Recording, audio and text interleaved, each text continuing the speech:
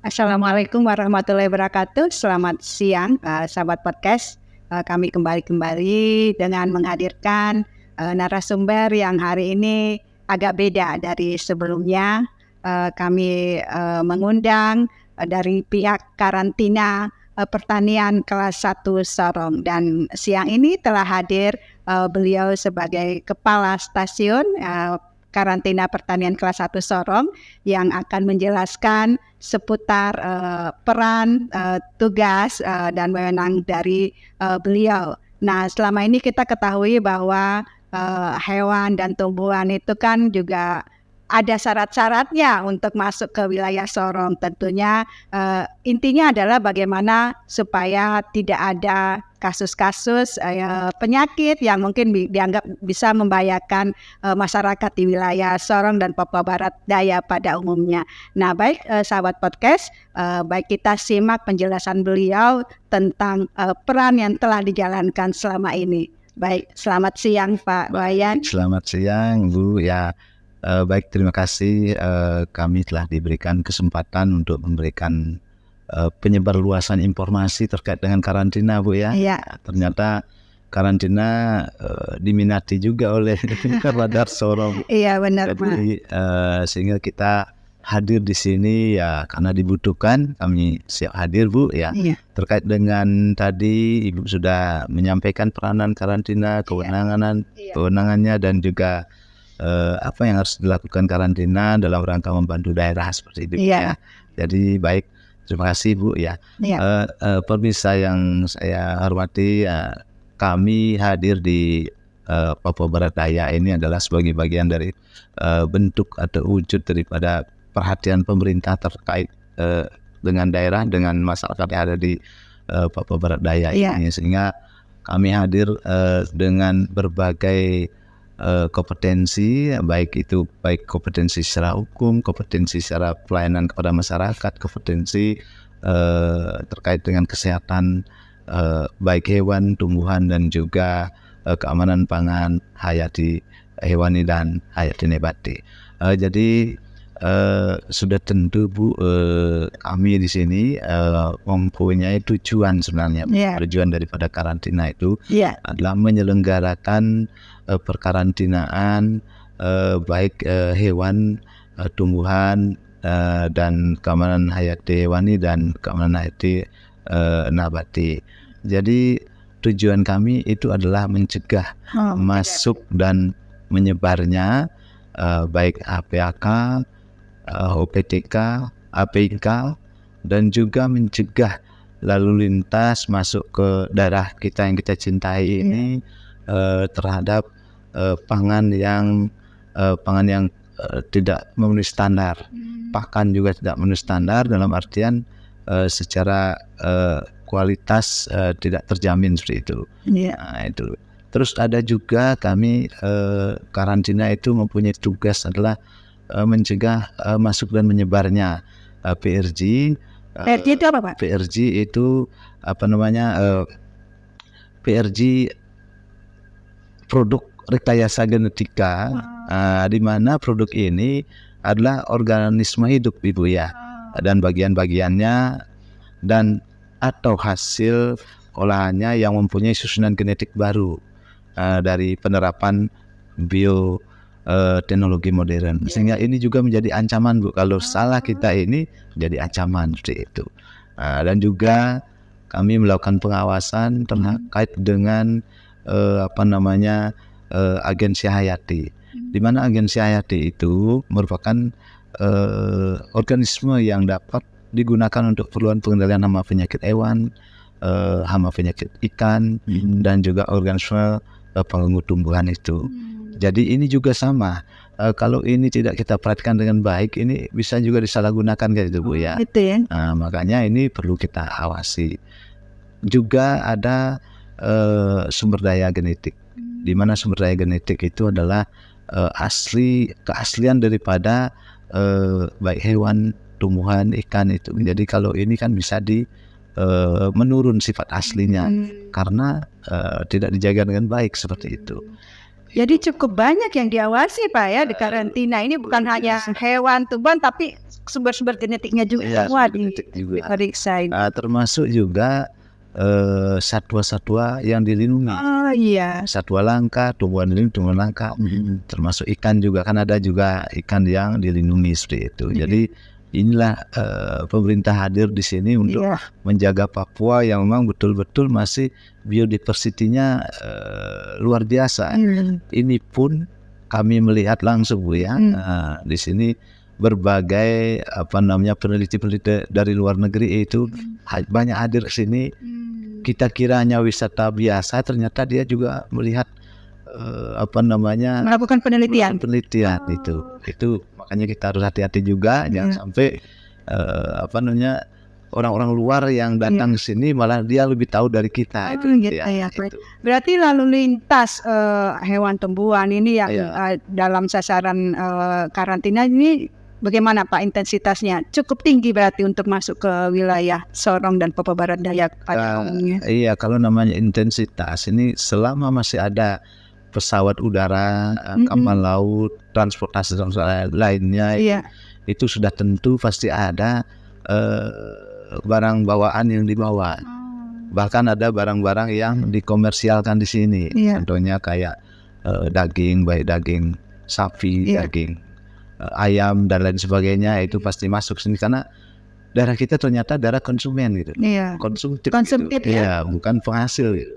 Kalau masalah tentang pangan gitu. Pak, itu mekanismenya seperti apa Pak? Kalau seperti katakan ini ya kebetulan kita mau ini ya Idul Adha ya, sapi kurban. Ini mekanisme untuk mengawasi sapi kurban ini seperti apa Pak?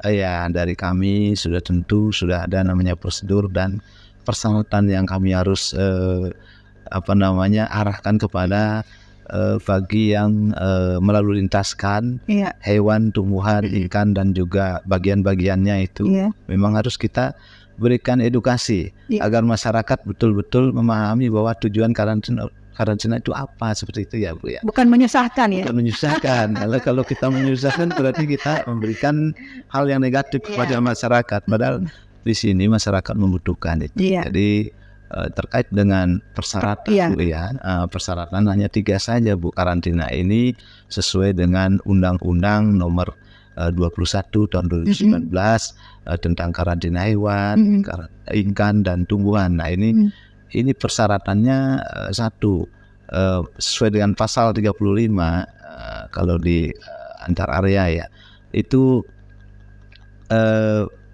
pengguna jasa karantina yang kami sebut itu baik itu pelanggan jasa karantina, masyarakat itu wajib satu dilengkapi dengan dokumen karantina, di mana kenapa diwajibkan itu karena ini adalah suatu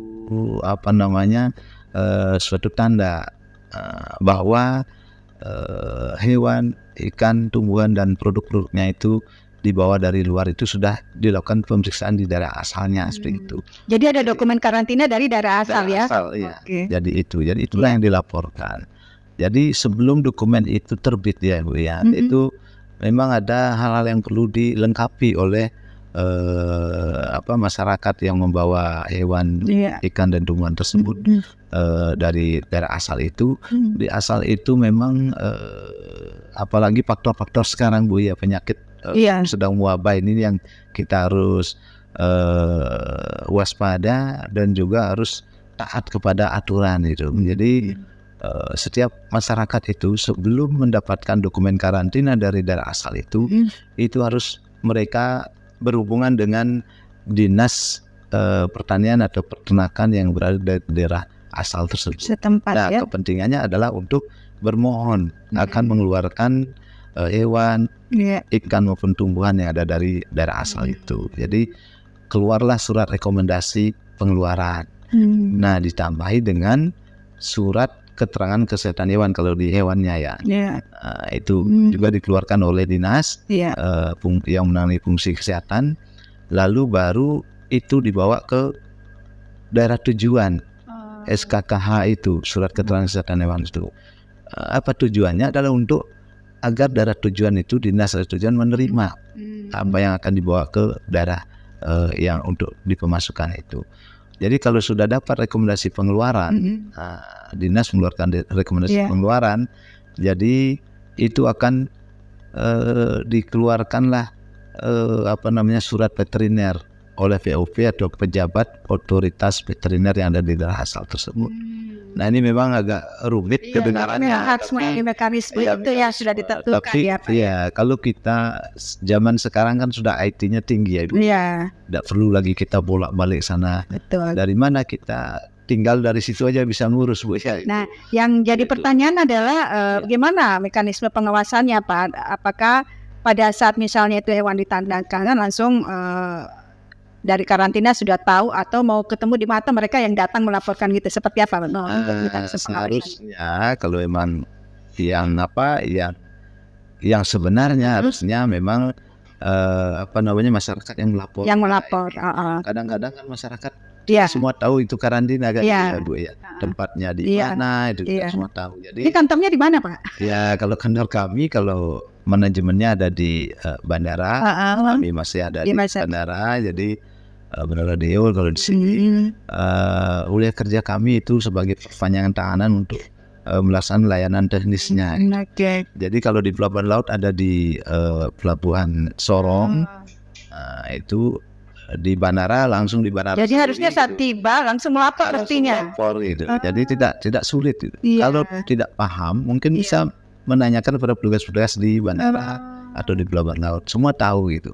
Jadi kita tidak harus ke sana kemari nyari informasi. Di dekat itu saja dapat informasi. Sudah ada titik-titik masuknya itu sudah ada karantina ya. Makanya kami itu sangat berharap kepada masyarakat, kepada pengguna jasa karantina senantiasa melapor kepada petugas sehingga kita dinyatakan bisa memenuhi persyaratan itu. Terus yang pertama kan dokumen tadi ya, itu harus lengkap. Jadi dokumen diperiksa oleh petugas karantina, fisiknya pun harus diperiksa. Itu. Karena yang penting fisiknya. Iya, fisiknya berapa ada volumenya yang dibuat di dokumen, fisiknya seperti itu. Tidak mungkin lebih gitu. Kalau kurang kan mungkin saja karena satu ketinggalan kah atau mati di jalan-jalan kan. Kalau lebih berarti nekat ya, Pak ya. Nah, lebih nekat itu. Kalau kurang boleh gitu. Iya. Gitu. Oh gitu, Pak. Pak, kalau untuk sapi ya, untuk sapi korban sendiri selama ini ada temuan nggak dari karantina sendiri yang artinya bahwa sapi ini dilarang untuk dijadikan untuk beredar lah seperti itu? Oh iya, baik. Ini selama masih melapor pada kami, Bu ya, mungkin kami 100% menganggap sudah free dari penyakit. Nah, kenapa seperti itu? Karena kalau yang namanya melapor itu sudah tentu dia sudah mempersiapkan semua administratifnya dan juga hasil-hasil pemeriksaan. Dipercaya berarti, Pak? Dipercaya itu. Nah, tapi kan tidak menutup kemungkinan, Pak. Artinya kadang itu hanya di atas kertas gitu supaya cepat lah gitu ya. Tapi real ya, mungkin sapi itu masih bermasalah gitu. Nah, itu yang jadi ini. Makanya perlu kami melakukan pemeriksaan fisiknya gitu. Jadi kita ini memang penanda-penanda itu ada, Bu. Apalagi sekarang PMK ya. Itu kita wajib melakukan pemeriksaan super ketat ini. Jadi sapi-sapi atau kambing dan lain sebagainya yang sebagai hewan kurban itu masuk dari daerah luar itu, karena kami memang bertugas melakukan pengawasan di tempat-tempat pemasukan dan pengeluaran sesuai dengan permintaan nomor 20 bahwa tempat-tempat kami sudah ditentukan, Bu ya. Jadi kalau di luar itu katakanlah ada masyarakat membawa hewan dari pelabuhan-pelabuhan yang tidak resmi, nah itulah tanggung jawabnya adalah pemerintah daerah bersama Forkopimda dan juga masyarakat seperti itu. Termasuk kami juga ikut di situ. Tapi kalau di tempat-tempat masukan memang tanggung jawab kami, sehingga real kami melakukan kegiatan-kegiatan tindakan karantina di tempat-tempat tersebut seperti itu. Jadi siapapun yang melalui lintaskan masuk ke Papua Barat Daya ini, karena kami tanggung jawabnya di sini, ya kami tetap, Bu, melakukan pemeriksaan namanya pemeriksaan dokumen. Selain itu baru pemeriksaan fisik. Cocokkan dokumen dengan fisik. Setelah pelaksanaan itu selesai, itu namanya tindakan karantina yang pertama, baru kita arahkan ke IKH. IKH itu apa Pak? IKH itu instalasi karantina hewan. Oh. Nah disitulah tempatnya pengasingan sementara, pengasingan. Iya. Iya. Itu berapa hari Pak? Diasingkan sesuai dengan aturan-aturan sekarang ini peraturannya 1 minggu. 1 minggu. 2 minggu di sana, 1 minggu di sini, 1 minggu, 2 minggu ya. Iya. Karantinanya prosesnya 2 minggu gitu. Sehingga di sanalah kita melakukan pengamatan. Kan pemeriksaan pertama, pemeriksaan fisik, pemeriksaan dokumen, lalu diasingkan, setelah itu baru dilakukan pengamatan di tempat pengasingan itu. Tujuannya pengamatannya apa? Karena namanya masa inkubasi Bu ya, penyakitnya kan luar biasa juga ini ya, 2 minggu ya. 2 minggu. Maka dari itu kita harus secara rutin setiap hari harus lakukan pemeriksaan pengamatan itu. Pengamatan yang dimaksudkan bagaimana kira-kira terkait dengan hewan itu, apakah ada perubahan-perubahan fisiknya kah, ada kelihatan sakit kan gitu ya. Dari situlah kita amankan. Nah di situ kalau ada dari satu, katakanlah kita karantina kurang lebih 100 ekor sapi. Jadi dari hasil pengamatan kalau ditemukan ada kelainan, ada sapi kelainan, apalagi sifatnya menular, ya kita asingkan lagi. Yang satu itu diisolasi di tempat yang satu biar jangan nanti mengganggu yang lain, menyebarkan yang lain, atau dia terinjak-injak karena dia badannya kan lemah bisa tuh. Nah itulah tugas kami di dalam pengkarantinaan itu, ada pengkarantinaan lagi. Disebut isolasikan lagi ya, Pak.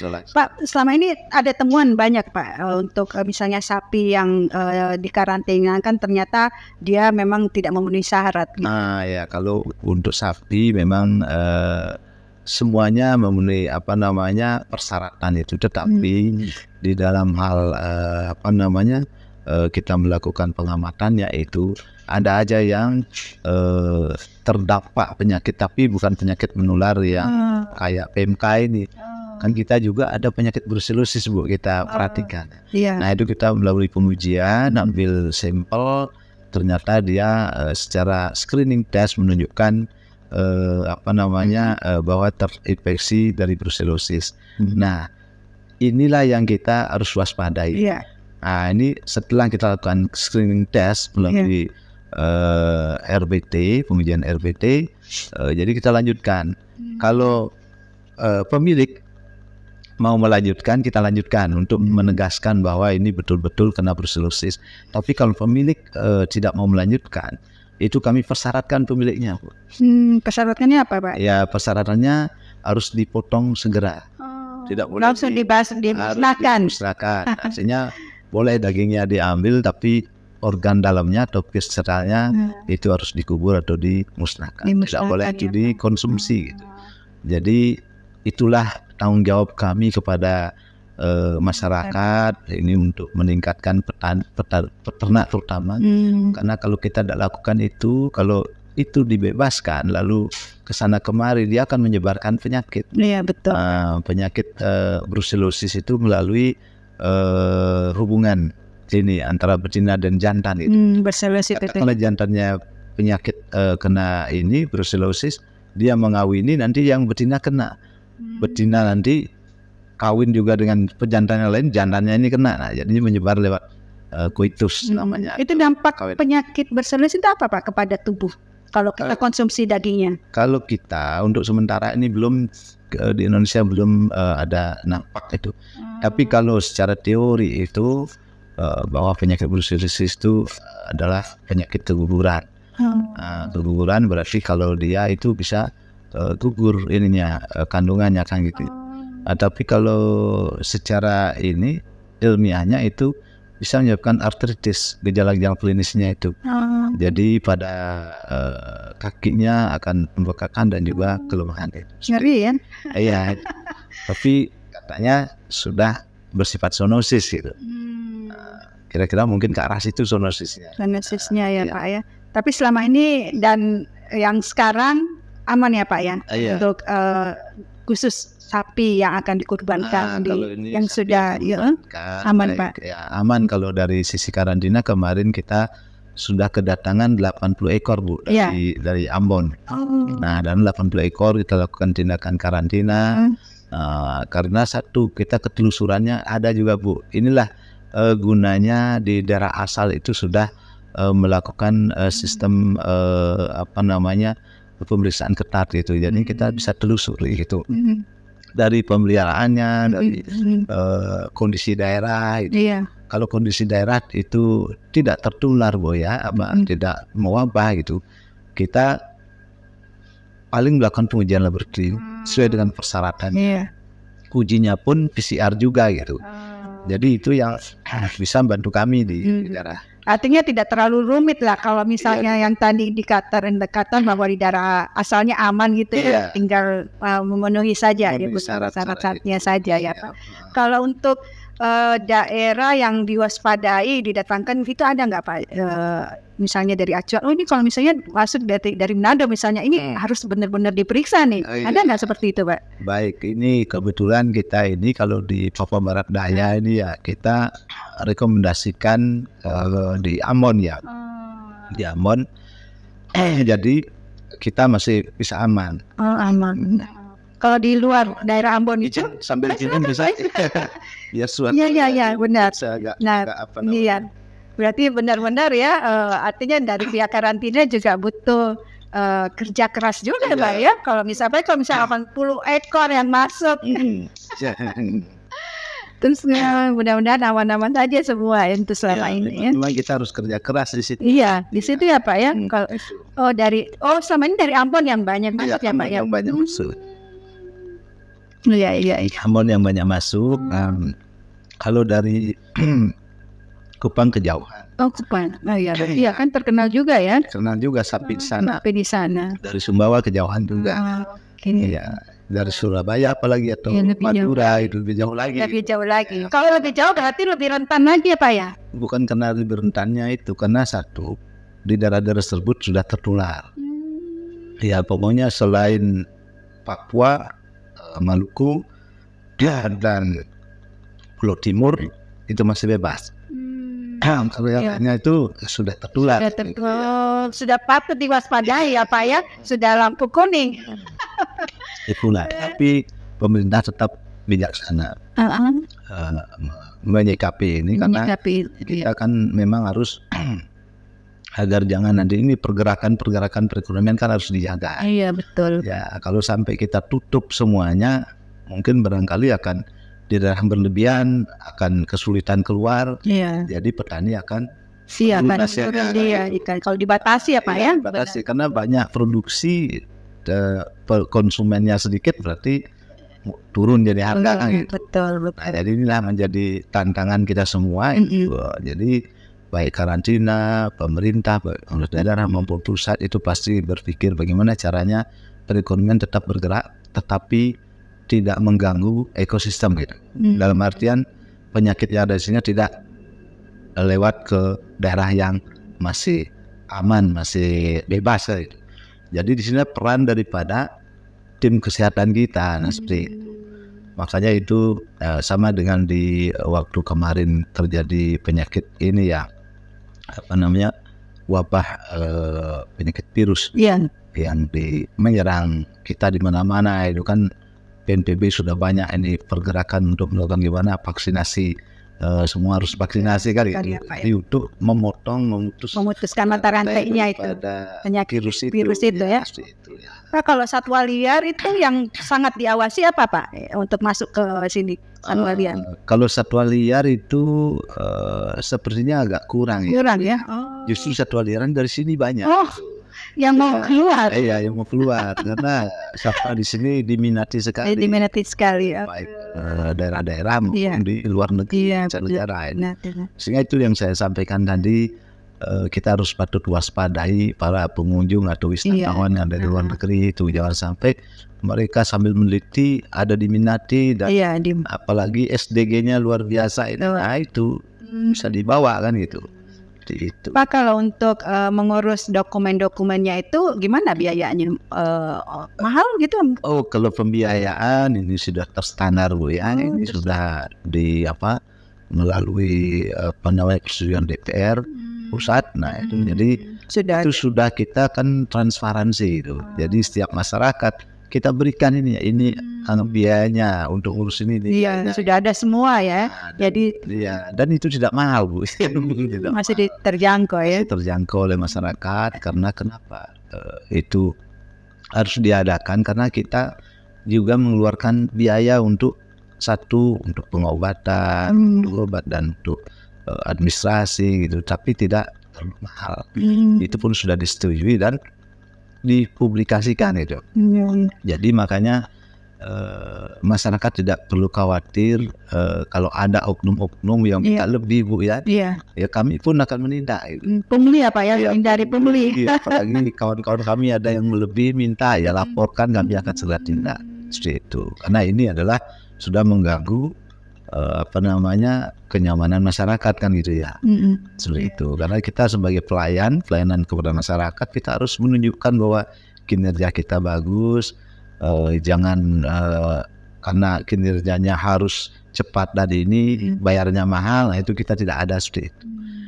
Cepat lambatnya sesuai dengan prosedurnya. Ya. Iya. Karena pengujian lab itu kan berbeda-beda. Iya.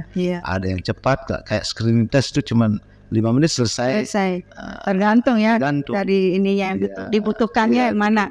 Ya, kalau PCR itu yang lebih agak lama itu seperti itu. Berarti di karantina ini dilengkapi dokter hewan dan cukup banyak ya Pak ya? Kami untuk sementara ini baru punya 6 dokter hewan. Memang sudah kan ada yang mobile ini Bu ya. Ada pindah ke sana, datang lagi yang baru, pindah lagi. Nah itu. Jadi itu yang menyebabkan kami juga sering mengusulkan karena kita kebanyakan UPT ini, artinya kantor-kantor kami di seluruh Indonesia kebanyakan kekurangan pegawai gitu. Masih kurang pegawai ya. Apalagi dokter hewan juga mungkin masih kurang. Masih kurang. Teman-teman dari sarjana pertanian juga masih kurang. Gitu. Jadi kalau dibandingkan dengan biaya cukai Bu, ini cukai agak tinggi. Yang pegawainya kalau kita sedikit gitu. Sebenarnya fungsinya juga sama 11-12 ya. Kami beratnya itu memang sih sama-sama ekonomi Bu. Iya. Tapi kami bagaimana caranya perekonomian masyarakat itu bisa bergerak, bisa terpenuhi gitu. Kalau biaya cukai kan para pengusaha-pengusaha di ininya ya.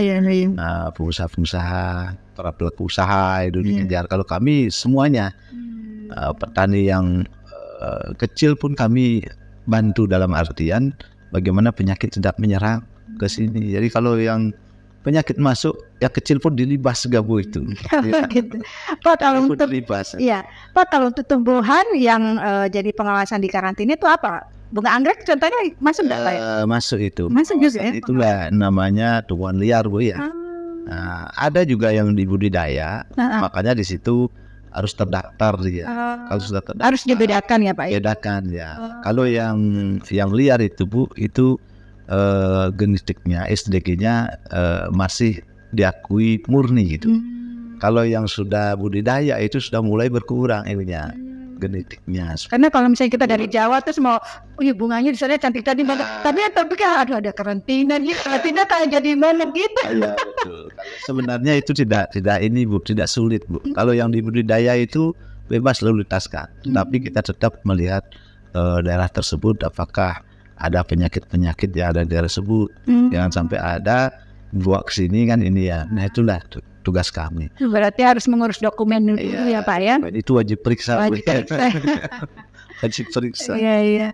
Oke. Pak untuk apa nih dari karantina targetnya sendiri yang ingin digapai gitu? Kan mungkin ada obsesi-obsesinya gitu. Target kami ya. Namanya karantina itu adalah suatu bagian Bu ya. Kita adalah bagian pendukung untuk meningkatkan taraf hidup masyarakat. Nah, maksud saya pendukung di sini yang mempunyai tugas utama itu meningkatkan taraf hidup adalah dari sisi pertanian ya. Adalah dinas-dinas yang membidangi fungsi pertanian dan peternakan. Itu fungsi utamanya. Itu kan ada namanya hortikultura, ada namanya perkebunan, ada namanya tanaman pangan kan Ibu ya. Itu yang meningkatkan taraf hidup masyarakat di daerah. Tetapi kami peranannya adalah untuk membantu mendorong dan bagaimana caranya pertanian itu tidak terserang penyakit kan gitu ya. Nah kami sebagai pendukung tetapi tetap utama. Kalau kami tidak ada, katakanlah karantina tidak ada, antara kebijakan daerah A dan B itu kan berbeda Bu ya. Iya, iya. Jadi tidak ada ke ini. Nah itulah kami yang menghubungkan itu. Kami yang sebagai menyambungkan mereka kebijakan itu biar jangan berbeda gitu. Karena karantina itu satu Bu kebijakannya. Kalau di Sumatera kebijakan A, di Papua pasti A juga begitu. Jadi itu lainnya peran kami, makanya kami berobsesi bagaimana caranya penyakit itu tidak menyebar dan keluar dari kita atau masuk ke daerah kita. Langsung dipatahkan Pak ya. Kita putuskan, rantai-rantai itu kita putuskan. Nah itulah obsesi utama kita. Oh iya.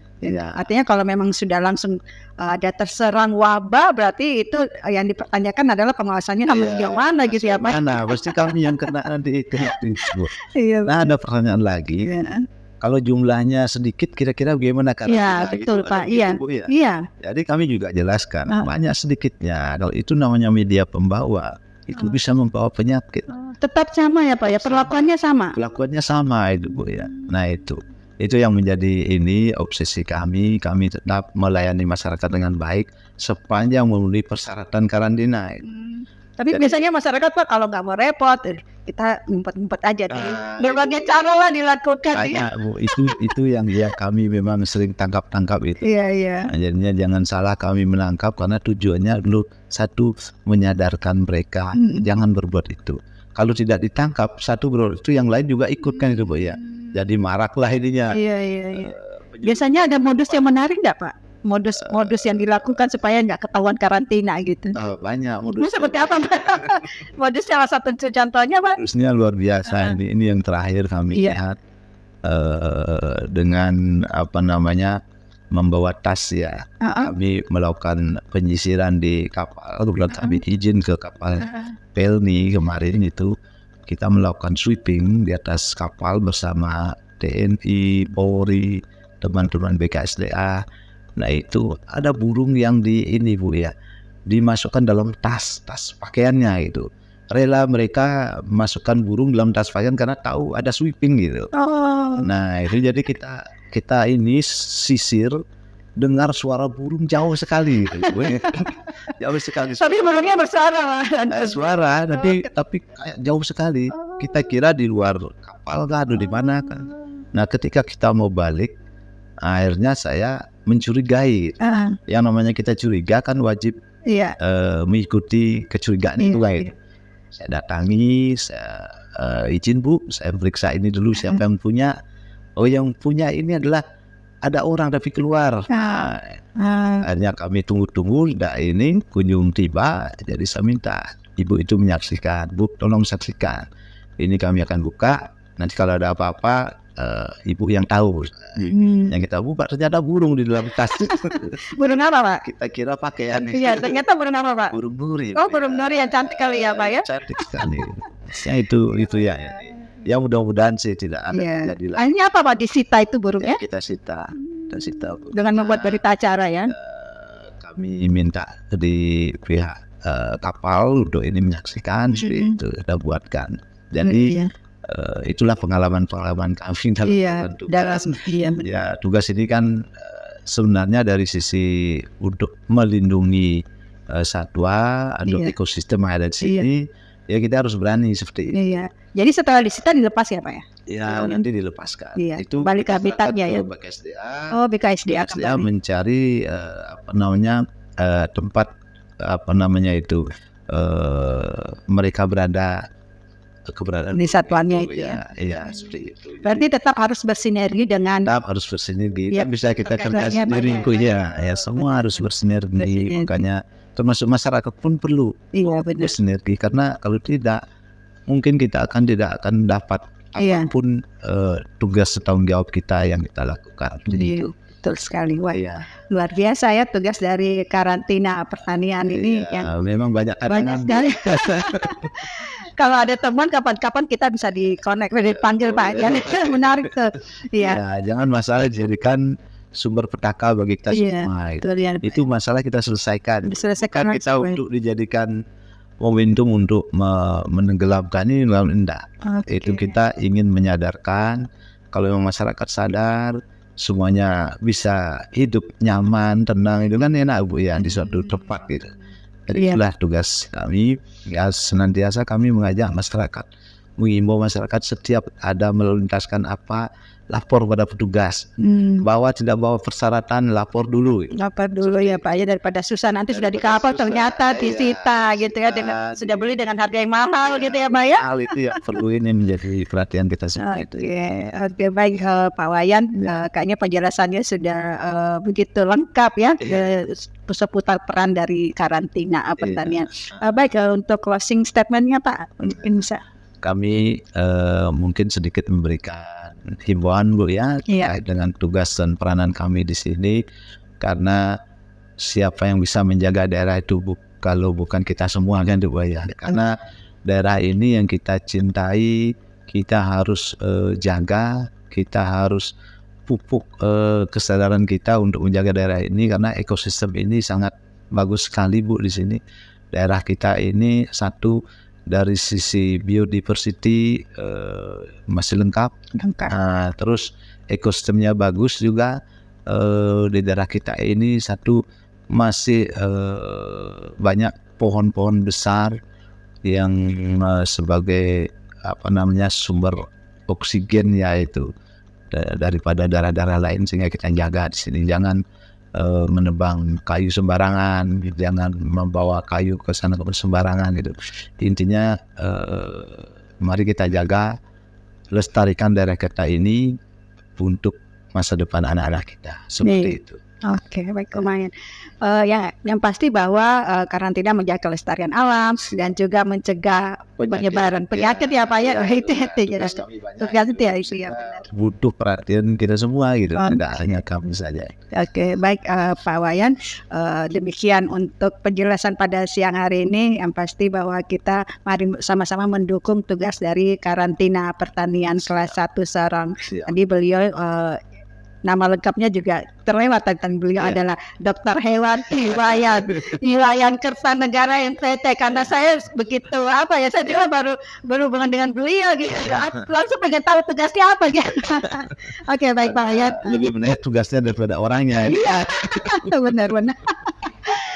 Baik, sahabat podcast, demikian perbincangan kami pada siang hari ini. Saya akhiri dengan wassalamualaikum warahmatullahi wabarakatuh. Selamat siang. Selamat siang.